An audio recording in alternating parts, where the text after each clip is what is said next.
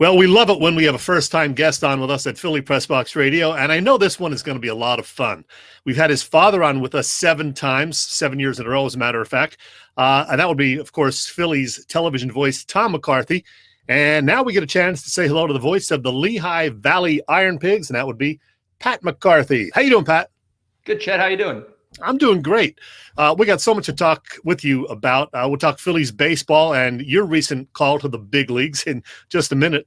10 days ago, of course, you filled in for your dad. But first of all, is it true that as a kid you spent a lot of time at the ballpark in Trenton, what's now known as Arm and Hammer Park? Yeah, all the time. So my dad started with the Thunder in 1994 when the team started, and I was born in 95. So from there, we kind of spent most of our time there. Honestly, my mom was teaching and my brother wasn't born until 97. So it was just the two of us. And then even once Tommy was born, that's where we spent most of our time until 2000. Before we started playing Little League and went to school and stuff like that, we'd go to the ballpark, sit on his lap, listen to him wreak havoc as most 3 to 5 year olds do. And I wish I had more memories of it. Obviously, we have a ton of pictures and stuff like that, which has always been cool to look back on. But yeah, we spent a lot of our days at watching the Thunder play in those early years. That's about the time I met your dad as well, 94, 95. I know you were a ball player. You played up through your junior year at the College of New Jersey. How good a player were you? Oh, not very good at all. No, so it was interesting. So I was a first baseman my entire life. I caught up until probably about my freshman year of high school, and my knees just didn't allow that anymore. So I moved over to first base, and I wasn't a very good first baseman. And then around when I was a senior in high school or so, I started messing around with my throwing partner, and I would drop down to throw sidearm just to mess with him to see what would happen. And I realized that I could throw it pretty well and that I had a little bit of, movement on it. So I went to my Legion coach that summer. I said, hey, I can pitch, I can throw sidearm. He's like, no, you can't do it. I'm like, no, I can't, I promise. So it was like a random Saturday afternoon, and he let me throw a bullpen session. He was like, you're messing with me right now, but I'll let you do it. So I went out, I threw one game. It went well. I went to Syracuse University for my freshman year of college, tried out for the club baseball team there, made it as a pitcher, and then just kept working on it to transfer to TCNJ and got an amazing opportunity to play 2 seasons there. ERA of 0. We're not going to talk about the total appearances made because that's just logistics, and we don't need to get into the details of it. But yeah, it was an incredible experience. I mean, getting a chance to play college baseball for 2 years, it allowed me to meet some amazing people. Some of my best friends for life are from that team, and it was cool. And now I'm a pitching nut. So every time a sidearmer comes in, I get a little bit extra happy. I bet. So your first real broadcasting job, I guess, was in 2017. You got to call a couple of innings of numerous games for those AA Reading Fightins, working with Matt Province. When and how did you end up in Lehigh Valley then? Yeah, so Matt was my boss in Lehigh Valley that first year. Mike Ventola, who's my partner now, was the voice of the Fightins in 2017. And yeah, he they took me in as an intern that year. I hadn't called any baseball besides for maybe 2 innings of a Thunder game in the summer of 2016. I had already started calling Princeton basketball at that point. And yeah, so I knew I wanted to get into minor league baseball. My playing days were done my senior year of college because I hurt my back. So I knew there was no shot of me playing anymore. I sent out emails all over the place. I was ready to either go out to the Northwest League for a short season or the Midwest League, wherever. I went down to the winter meetings in the December or January of that winter, and met up with some people, sent the emails out, and they were kind of revamping their media relations position at that point. And they gave me the offer to serve as basically their number 3 behind Mike and Greg Caserta. And those two were amazing. They've become 2 of my closest friends to set me up for broadcasting. I was doing maybe 1 to 2 innings a game. I really wasn't doing a ton. I went on 1 road trip, and then 2018 came, and the Iron Pigs were kind of doing the same thing, that they were going to revamp their media relations department and change their media relations internship into more of a combo with broadcasting. So when that happened, I interviewed with Matt, and he said, is this something that you'd be willing to do? Can you take on a full-time media relations internship while also balancing broadcasting duties? And I said, that's basically what I was doing all year in Reading anyway. So we were able to make it happen, and I came on as Matt's number 2 in that summer of 2018. And then Matt, after serving as the voice of the Iron Pigs for the first 11 seasons, decided to take a job in college athletics. And Mike Ventola then came in. They revamped the broadcasting role again and decided to make it a seasonal position. And Mike took on a full-time role as the media relations and representative, and I was able to take on the role as the number one broadcaster in 2019. You mentioned Princeton basketball, and how much fun was it in 2018 calling the game with your dad? Yeah, it was an incredible experience. It's one that I don't know if we'll ever, truly have an opportunity to do again. Princeton came to us with about 2 weeks beforehand with the option, and we both considered it. I think at first we were both like, yeah, how's this going to work? Like, what are we going to do with it? And it ended up being such an incredible experience, one that we'll never forget. And Kyle Franco, who took that photo, came over and he goes, "Man, we need to document this. We need to have this forever." He goes, "This is such a cool experience." Yeah. And for my dad, who called Princeton games for so long, and for me to have an opportunity to call games for the Tigers, it's really special. We always joke that I've just been able to follow in his footsteps with all these different things, whether that's calling Princeton football, calling Princeton basketball, calling St. Joe's basketball, or and we're working in the Eastern League as our first jobs in minor league baseball. So. And that was special. All right. So about 10 or 11 days ago, Phillies fans tuning into the Phillies-Padres weekend games didn't hear Tom McCarthy call the games on TV. They instead got Pat McCarthy. You were great, by the way. But how did that come about? How far in advance did you know this was going to happen? And be honest, how nervous were you? Yeah.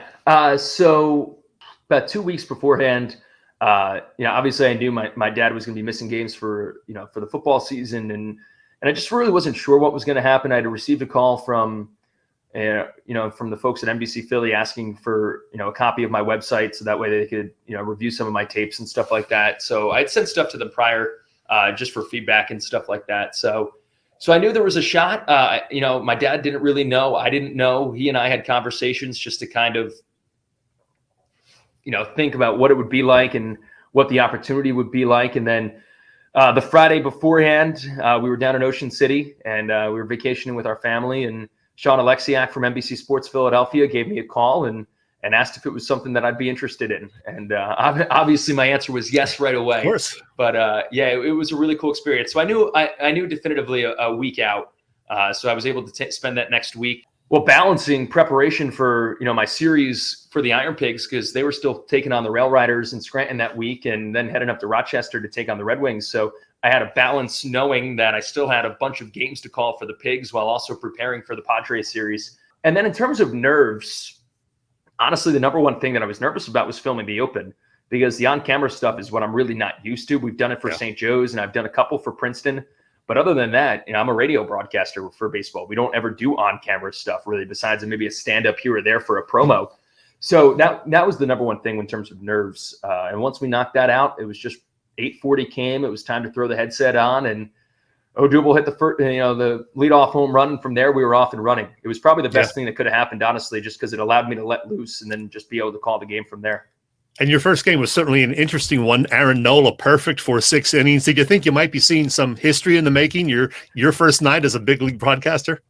Yeah, so it was probably around like the 4th or 5th inning when my phone started really blowing up. I had it on Do Not Disturb, so I really wasn't looking at it too much outside of text from our, Carl Graber, our statistician, who was, feeding me information during the night. So I was trying to, stay disconnected as much as I can from people outside, our little studio, just so I could focus. But yeah, at that point, my phone started blowing up. And like I said, I'm a pitching nut. So all of my buddies from college were all texting me because they know how much I love pitching duels. And it was special. Aaron was really good that night. It's unfortunate that they didn't come away with the win. But yeah, it was probably around right after the 5th or 6th inning that I was like, all right, I got to be prepared now because this, something special is happening right now. Yeah, and you and Ruben Amaro were great together, by the way. So, again, congrats on that. All right, so the Phillies, Pat, full disclosure, we're taping our little chat on Monday, and as we speak, the Phils are 4.5 games behind the Braves in the NL East. The schedule is friendly for the Phillies, but that doesn't guarantee anything, of course. We know that. They're on the road right now where they've struggled in the last few years. They've been dealing with a lot of injuries. What do you think of this team? Do they have a shot, especially considering those injuries, Rhys Hoskins and whatnot? Yeah, obviously Rhys and Eflin is a huge loss for this team, but I mean, yeah, they're still in it, so they still got a shot. What is it, 4.5 back at this point, and Right. 4 games out of the wild card. Anything can happen. You do have a favorable schedule, but as Joe Girardi said on the West Coast road trip, he's tired of hearing about that because it doesn't matter if you don't win games. So, they're going to go down to Washington, and hopefully they can come away with a couple of victories. And yeah, I mean, the road's obviously been a difficult spot. They've been really good at home this year when you look at the splits. So I still think they have a shot. I still think they have an opportunity. I think this was a big homestand, being able to take 3 of 4 from Arizona and kind of bounce back after that tough trip to the desert. So yeah, are the odds in their favor? Probably not, but they still have a shot. If they hit, they obviously have a shot. And I still like the starting rotation. Obviously, you have to find a spot right now to fill Eflin's, but in my opinion, the 4 of the 5 that are in there right now, especially if Ranger continues to throw the baseball the way he is, Kyle Gibson's been everything you could have asked for him. And, Zach Wheeler's obviously a, potential Cy Young winner for this year. And Aaron at any point can be the ace that he can be. And we saw it in San Diego. So I think this team is in good shape. I just think that, obviously it was a tough swing. The Braves are a really good team. So, the Braves have a tough schedule coming up. The Yankees did them some favors as they were able to, win some games. But other than that, they're going to have to catch Atlanta. And, they have another opportunity to play them this season. And that's going to be a huge series when that time comes. Hey, one criticism, and it's a major concern, frankly, is that the Phillies farm system is not exactly filled with great prospects. The opposite, in fact.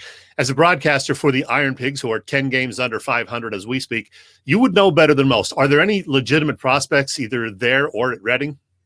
Well, I think Bryson Stott is absolutely a legitimate prospect. And after having a tough month of July when he came up from Jersey Shore, he's absolutely tearing it up in August. And he is hitting like the first-round pick that they expected him to be when they drafted him in 2019. So I think Bryson Stott's a guy.